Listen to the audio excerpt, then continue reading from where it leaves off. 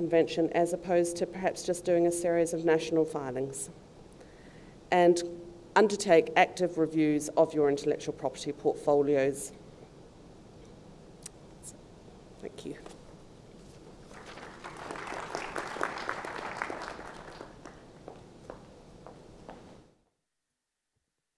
شكرا للسيدة سارة هولدر.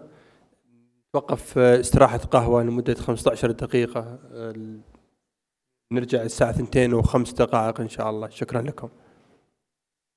مساء الخير مرة ثانية. نرجع نكمل الجلسة الثانية.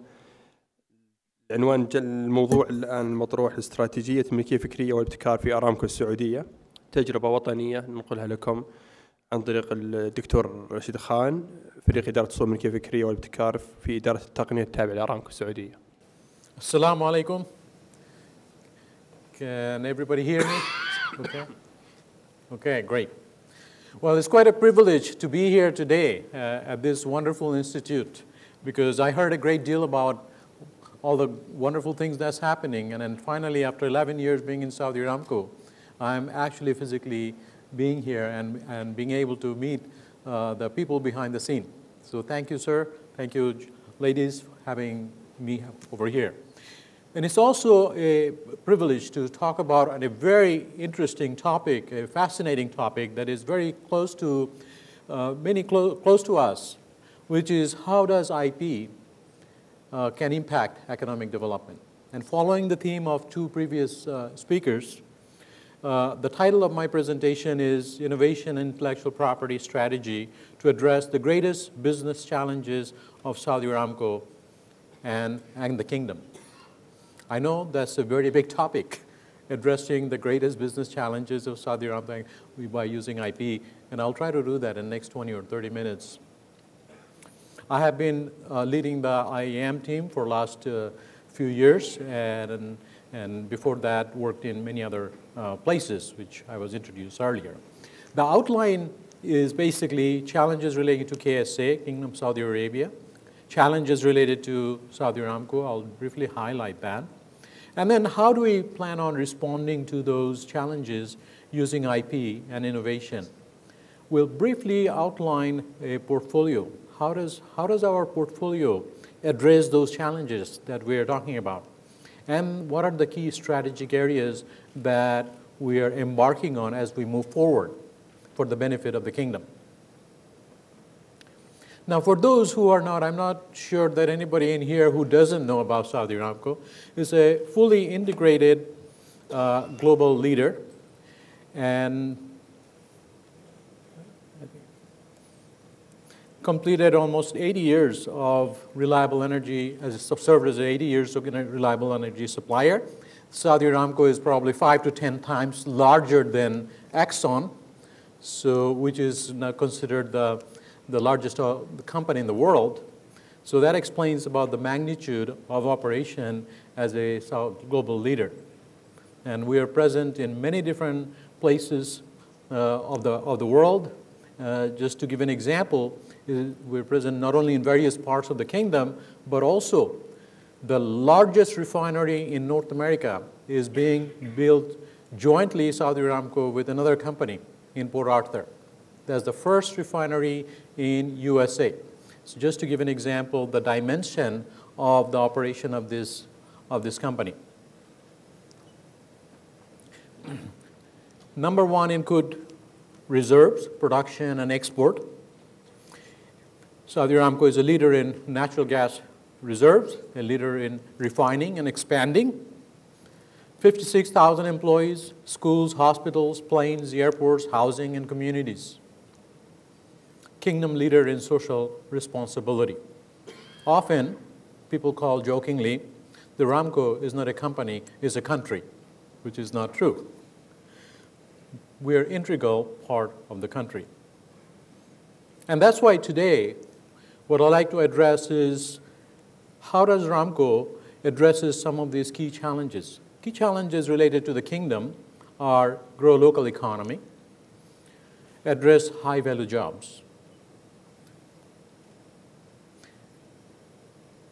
As you know, perhaps that 70% of the current products and services are imported in the kingdom. And the desired goal would be, rather than 70% being imported, it would be about 30%. So that's a key challenge relating to the kingdom. So local economy, development of local economy is very important. Job creation is another key challenge for the kingdom. Population is expected to grow by 30 million by 2020, and 50% of the population is under 18 years. That means need about 5 million jobs by 2020, need for development of human resources in a very large proportion so that we can address these challenges. So the kingdom challenges I just defined.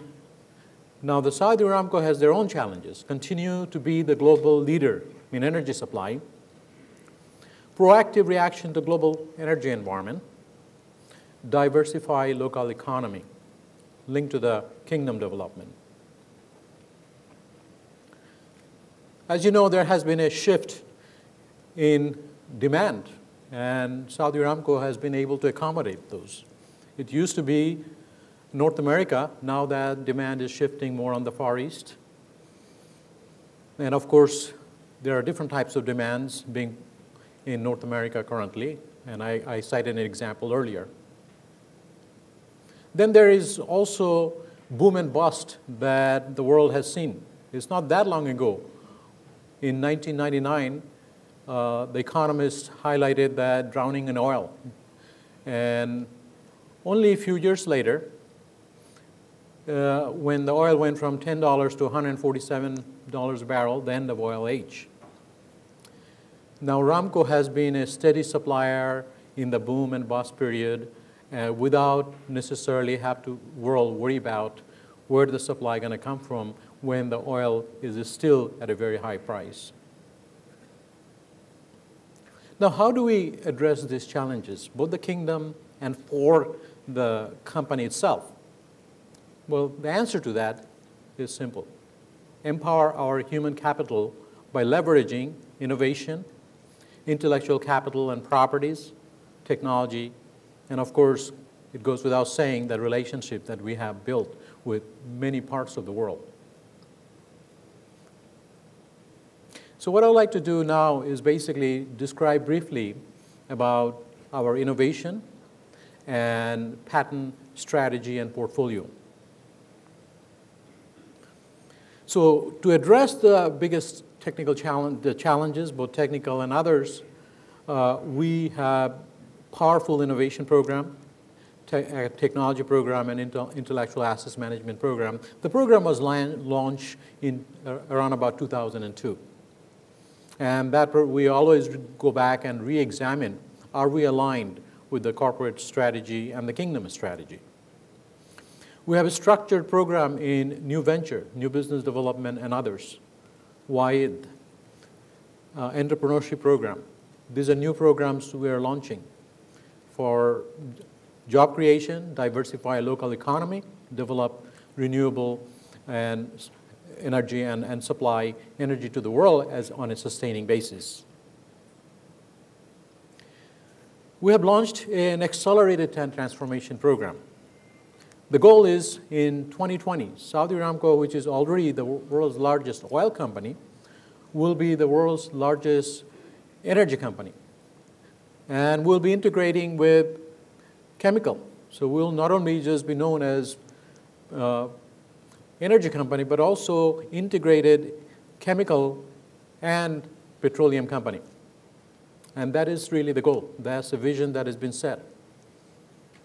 We'll be tapping into unconventional gas, which has been a boom in North America, as you know. Renewable energy, solar energy, I'll highlight a little bit on that. Energy conservation and efficiency in capital program. These are some of the major areas of transformation that Saudi Aramco has launched to address the key technical challenges.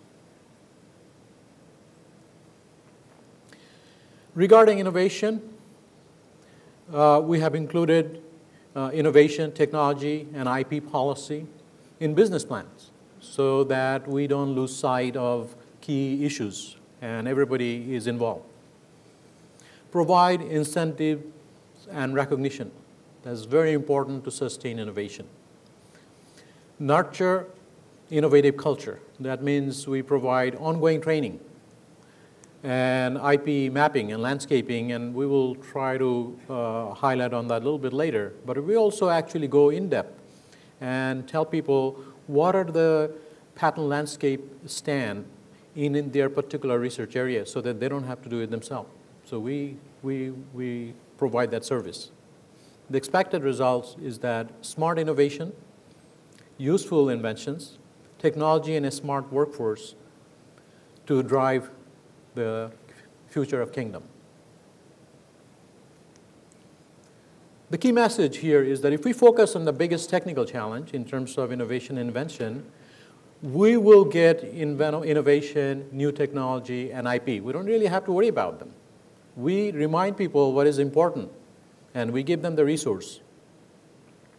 Therefore, management embraced reasonable risk, because that is really the big part of any innovative culture, is people are willing to take on chances. But if we can make sure that reasonable risk will be tolerated, and in fact is encouraged to take some amount of risk, we can sustain innovation and IP. Employees are empowered, concept patents are pursued and recognized. And most importantly, we want to make sure that we can serve as a role model for the community and a nation when it comes to building Ramco. As you know, we have built KAUST most recently, and I was involved, and we take on a lot of big, gigantic initiatives, and we try to deliver in a timely manner an excellent product beyond expectation. So what are the elements of innovation management? Encourage high-value concept company-wide. Again, high-value concepts.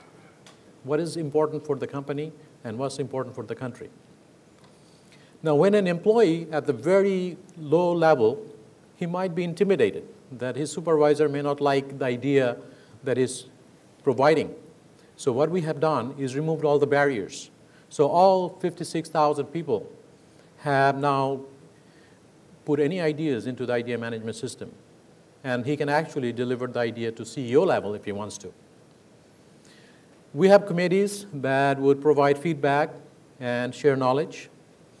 We have introduced what we call innovation tournament, challenge-based innovation, company-wide. So we have regular innovation, we call it open innovation, but we also have a theme-based innovation. So last year we had what they call energy conservation, where employees from anywhere in the company could address how can we address the issue of energy conservation. So we have introduced that. And then we have provided resources so that these ideas that come in are actually deployed into solution. They just don't sit there. The part of the whole ecosystem, of course, involved invention. When we have through this process, inventions just flow. When these committees look through these ideas, some of them are deployable, create high value, they result into patents. And that's not good enough. We have to make sure we measure our innovation performance. How are we doing? And what can we do even better? Just to give a highlight about how this idea management system works, that is home-built, is basically anybody can submit an idea, and then that will go through some review committee, idea management committee, that are at the grassroots level. They're throughout the companies. There are over 175 idea management committee, which is chaired by the manager. And the manager is responsible ultimately to ensure that the ideas are implemented, so that we don't have to have a central committee sitting there try to make sure that we're encouraging the employees. It is part of now a KPI for the manager's performance to make sure that the employees are empowered to come forward with ideas and the resources are given to implement them to enhance the operation. And those ideas may or may not be patents, but they serve as useful tools to be the excellent and be the provider of energy to the world. This innovation committee is chaired by a corporate executive so that we have the support from the highest level and we are empowering the people at the lowest level. And everybody in between is accountable. This is a little bit of history. I think somebody mentioned about how we are doing. Well, we launched the program in 2002. Idea management system was launched. That's the year that I joined as Saudi Aramco, and that's the year that intellectual property group was created. And since then, as you can see, in 10 years later, last year, this is how we're growing as far as number of ideas that are being submitted. That's a steady growth. Now, ideas are not necessarily innovation, as you know. So we have these committees that are all over the company at the grassroots level. They're looking at these ideas and approving some of these ideas. And so roughly about 10% of the ideas are being actually approved. And as you can see, again, many of them, a large percent of them are being implemented. Now, these are potentially, many of those could be potential patents. But we're focused on creating value in a sustainable manner so that we can enhance our operation on a daily basis. Our growth rate of implemented ideas is about 18 to 20% per year, which is not too bad. The end result is that the value creation by innovation is impacting in all areas of company, both onshore and offshore, above ground and below ground. And many of these are very high tech. So what happened is Saudi Aramco today, our oil company is not an oil company. It's almost like a digital factory. It's extremely high tech. It more so than the previous oil company that I worked for. Now, from the innovation, now I'm going to talk about some of the innovative ideas we go ahead and pursue as patents that are very strategically very important. And as you can see, before 2002, there are very few numbers of patents. Why is that? Is that because people didn't have the ideas or concept? No, we didn't have a structure. We didn't have the innovation system. We didn't have a patenting system. So having the structure, the right structure, is key to be able to capturing the concepts and implementing them. And we are steadily growing as far as number of patents that are being filed. And also, we want to tell you that most recently, we have also increased the efficiency when an idea is submitted to the way it goes to the patent office from over a year to less than 3 months. Now, we are basically, it wasn't easy. Within the Aramco, there are various entities present. It's a big company, so it can be complex. But by doing benchmarking and others, we have been able to reduce now, at this moment as we speak, we're one of the fastest filers in the world based on the information that we got from our patent attorney. Now, one of the key topic is, and following the discussion this morning regarding the patent strategy, a key issue that we are trying to address is how do we link a particular IP? When a person just walk in and say, I got an idea, can it be patent? How does it address the company imperatives, the big problem that we are talking about? That is a big challenge because we just don't want to go ahead and get a bunch of patents and then worry about what to do with them. But we have to have a process so that our patent portfolio is streamlined in a way that it addresses the challenge. So we have very early on, pretty soon when we got started earlier, we developed a disclosure document where employees are encouraged to fill in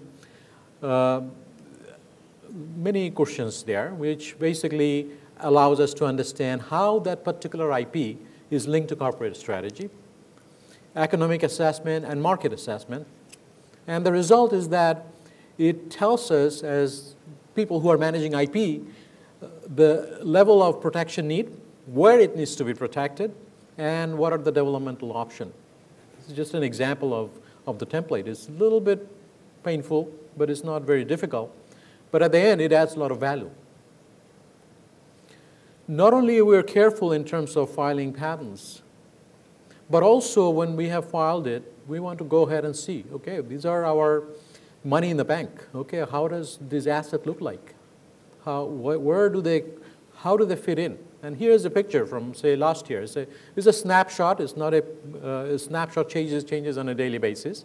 So if you look at it, it's basically at any given time, it's fairly evenly distributed between upstream, which is production side, and downstream, which is more processing of the crude as well as chemicals.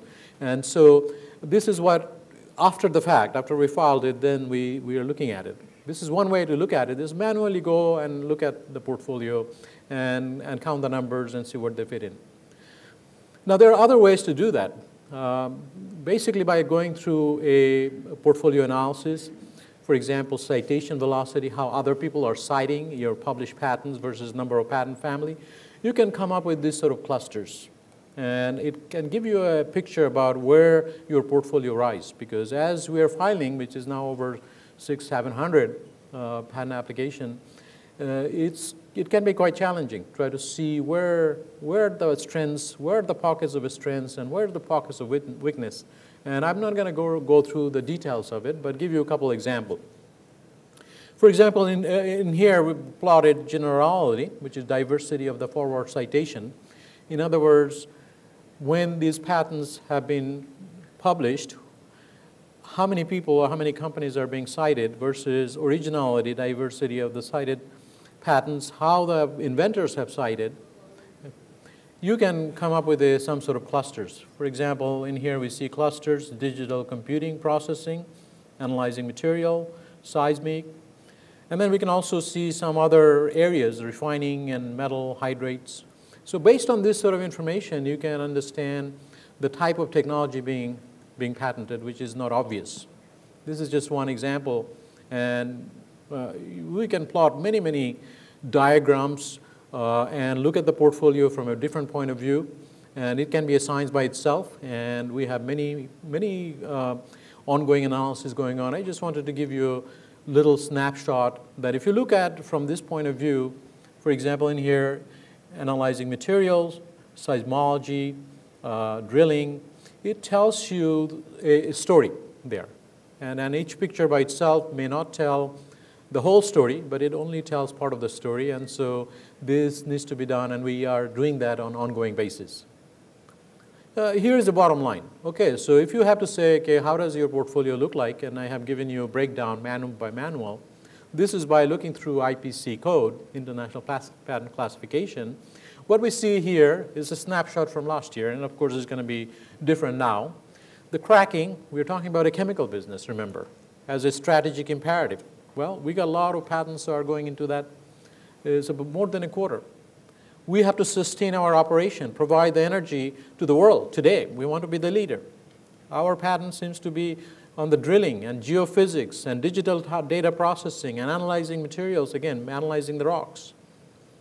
So our portfolio really supports the corporate strategy to be the provider of the world and create the future by looking at this one simple analysis. Who is citing our patents? Our portfolio is small, and we're not trying to create a very large portfolio deliberately. We want to make valuable patents. And one measure of value is that if we look at that, Halliburton, Schlumberger, Chevron, Exxon, these are the major citers of our patents. Although our portfolio is small, these are the companies, they find that whatever we're developing, they are building onto that. We basically shows another way we can see that we have a portfolio that is of value and people are taking it seriously. Moving forward, we have mentioned that we are getting into more strategic areas. One of the key strategic area is solar energy. And it's a statement from His Excellency Ali Naemi that for a country